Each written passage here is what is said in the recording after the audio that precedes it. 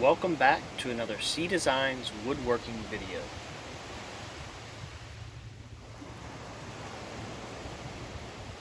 Come along and join me in the shop as I build this centerpiece tray. You never know, this may be something you want to build for the center of your table, just to give it a little extra character. I grabbed a piece of 2 foot by 4 foot piece of maple plywood from my local hardware store and cut it down to the size that I needed. Oh yeah, we're going to be changing up this project a little bit. We're not going square corners, we're going to round these corners off. And here's an easy, simple way to get those rounded corners. I just used a lid from a spray can, lined it up with the edges of the plywood, and made my radius mark. As I'm making my marks on this board, I'm just going to give you a little rundown of this video. I overcomplicated this project in so many ways. Believe me, this could be a very easy project that you could put together in a couple of days. And I'll explain that as soon as we get to that point in the video. Now, let's get back to this part of the video.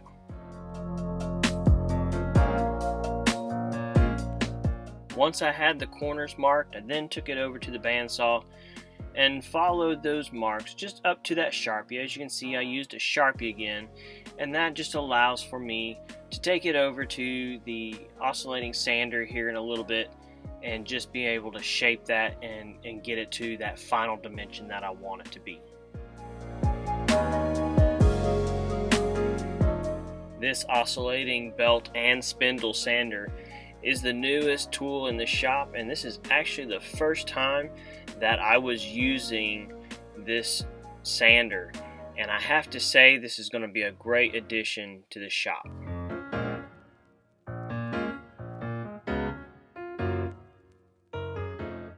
And since I was using plywood as the base for this tray, I did want to class it up a little bit, so I got some edge banding and put around the edge so it wouldn't look like plywood.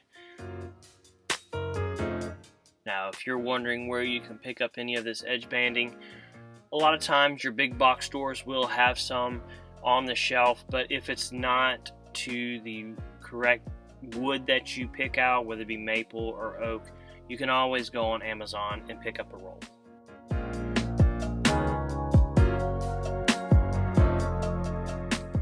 Then I take the plywood back out to the shop, and I just use a flush trim router bit to knock off any of the excess on the edges.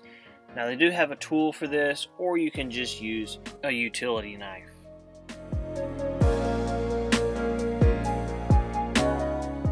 Then I found these scrap cutoffs from a previous project of maple, and I thought to myself, these would be great leg pieces for this tray.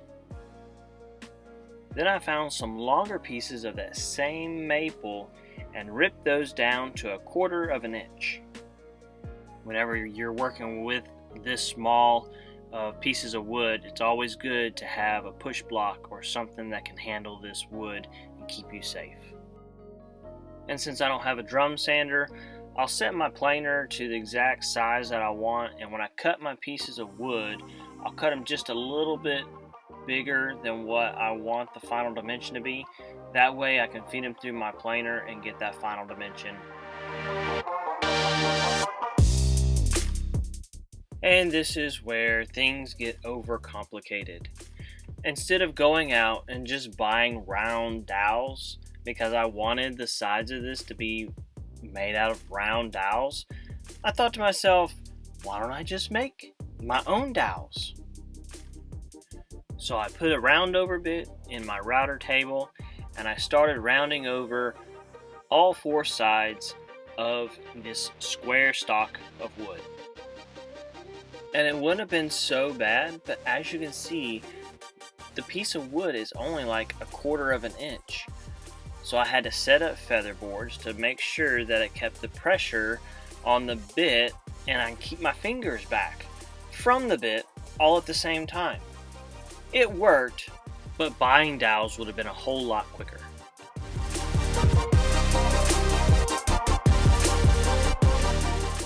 Now for the legs, I went ahead and drilled holes into the legs where the dowels are going to be glued into for the edges. I went ahead and did this because it's a whole lot easier to put holes in a square piece of wood than a round piece of wood.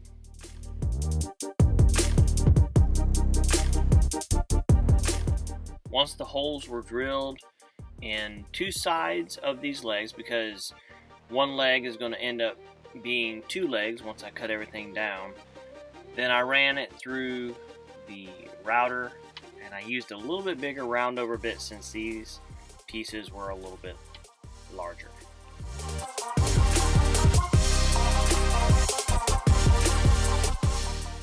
And this is where it got to be very long and tedious hours. If sanding wasn't bad enough, I was taking square stock and making it round. There's a lot of sanding involved in that, especially if you don't have any type of tool that can assist you.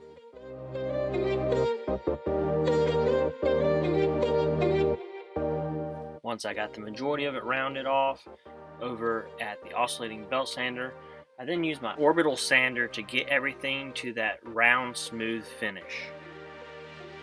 There was so much sanding, I had to get comfortable. I mean, I was almost laid back here.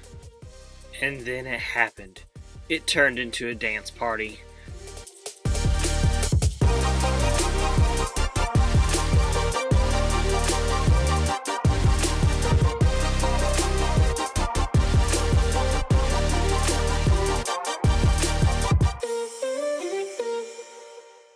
Alright, enough of that.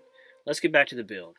So then I needed to cut down the legs or the corner pieces, and the best way to do this was to get out my crosscut sled and cut these down to the actual sizes they need by putting in a stop block, and that made everything the same size.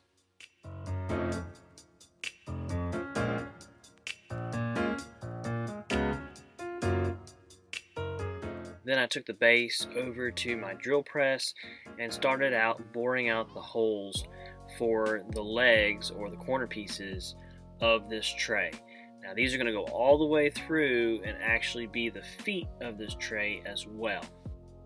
So to prevent blowout, I made sure that I only bored about halfway through the board, and then I flipped it over and did the other side, and that will prevent any blowout.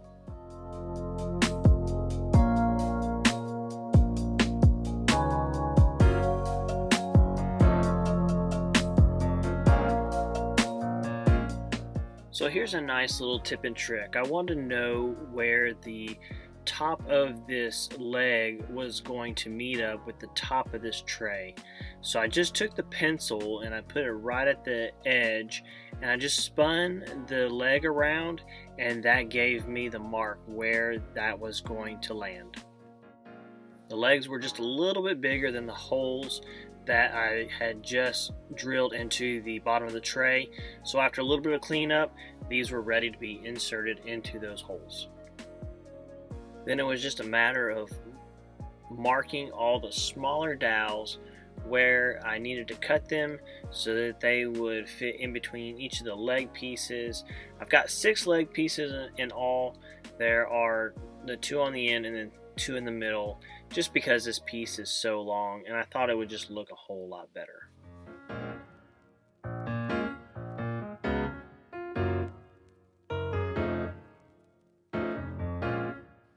And after cutting all the pieces with my miter saw, and then taking all the pieces back over to the tray and fitting everything together, then it was time to move on. And this is where I overcomplicated things even more. But I think it gave it a nice touch. I wanted to add wedges to the bottom of the feet of a different color wood, and I was going to go with a black walnut. So after getting a quick reference of the center, I then broke out my long ruler and made sure that mark went all the way across and they all matched up, because you want your marks to be straight. Don't feel you have to add these wedges onto the bottom of these feet. You can always just glue in these legs in the bottom of the tray.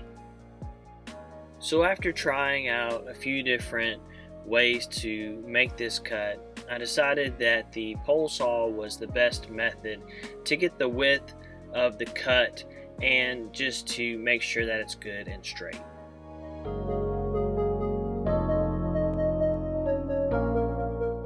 So after cutting out these little notches in all the bottom of these feet, I then had to take the black walnut over to the bandsaw and cut out the wedges.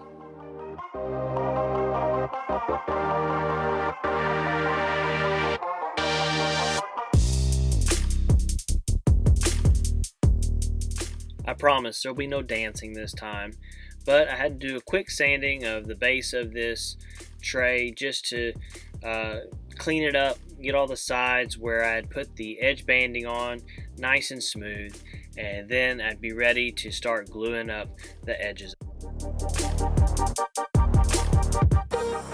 As I started gluing up all the dowels, let me kind of explain how I did this. So I just glued the top portion of these dowels together. I did not actually glue these down in the holes. Now, as you see, I set them down in there, and then I let it actually sit overnight after I glued all the side pieces together. That way everything was glued as it should be when I set it down in there later on. The reason I did this is because the top pieces and the bottom are going to be two different finishes. For the bottom of this tray, I started out by staining it a dark color. I wanted this to be a nice dark color because later on I'm actually going to paint over it, and you'll see that here in just a minute. And you may be wondering why I did this, and it actually is because I'm going to go back later on and distress the paint, and I want that dark color to shine through. So after the stain had plenty of time to dry, then I started coating both sides with a nice off-whitish type color for the bottom of this tray. After it had time to dry, I took it back out to the shop, grabbed the orbital sander, and started just sweeping back and forth and started working that paint in just different spots here and there to give that nice distressed look. I ended up going with a little bit thicker paint, which took a little bit longer than I anticipated, but once I started getting that paint to break down, that stain really started shining through. After I got that nice distressed look on the bottom, I took the top inside and I started putting on just a Total Boat clear Halcyon varnish on the maple pieces that are going to be the edges of the tray, and that just brings out that maple color, and it ended up looking beautiful. As you can see, I also taped off the bottom part of the legs that go down into the tray, and this will just allow for a good glue bond later on when I put everything together. Then it was time to put everything together, so I went ahead and slipped the top into the bottom of the tray, flipped it over, and then it was time to start gluing in these wedges. And I just used some super glue and then just pounded in those wedges in good and tight, and that will actually spread those legs apart and actually allow for a tight fit. And after I trimmed down all the wedges on each of the legs so that they were nice and flush, it was time to put the logo on the bottom of this tray and get it ready for its final clear coat.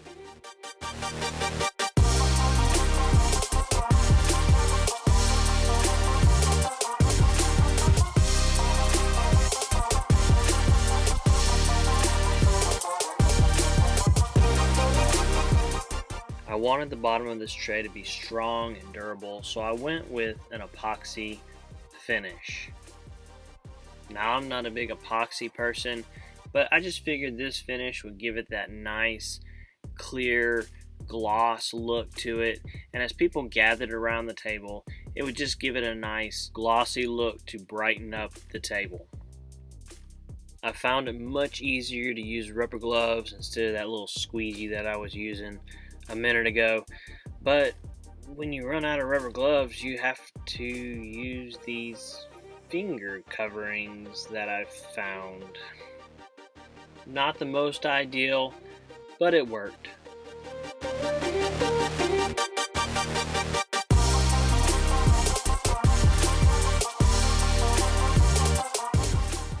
And as we wrap things up, we now have this centerpiece tray for the client's table.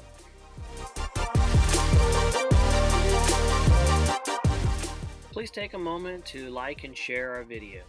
And don't forget to hit that subscribe button so you'll know when other videos are uploaded.